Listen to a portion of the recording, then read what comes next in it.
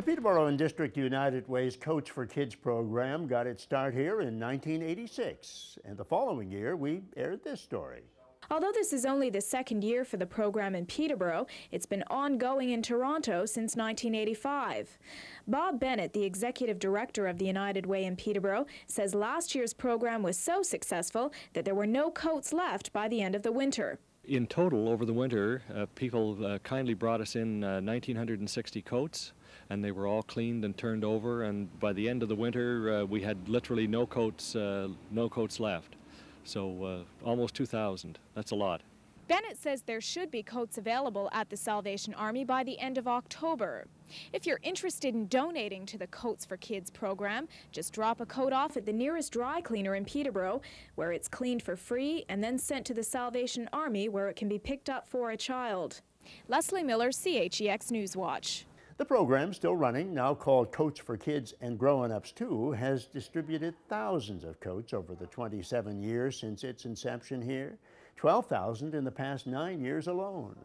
This year's drive for gently used winter wear has just ended, and with the support of Rockies, Kent, Windsor, and Granger dry cleaning establishments, they're all ready for distribution to their new owners. In fact, starting tomorrow at Peterborough Square from 4 till 8 p.m. and again on Saturday from 9 till noon. Coats also available on November 10th at the Buckhorn Community Center from 3 till 6, at the Old Town Hall in Havelock, November 17th from 10 till 3, and the Old Millbrook School, November 18th from 1:30 until 5:30. Those needing a coat before that can call the United Way office. Bob Bennett left the United Way in the latter 80s to build houses with his brother for a couple of years before taking contract positions as executive director of both Alternatives Community Services Peterborough and Community Living West Northumberland, both dedicated to helping high school students and adults with developmental disabilities acquire the necessary skills to live as independently as possible.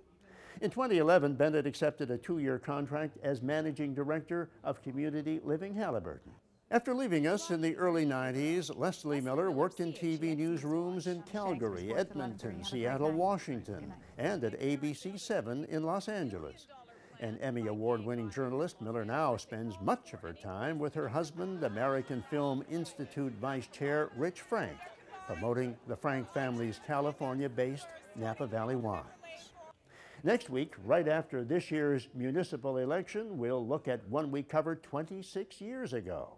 We'll see you then.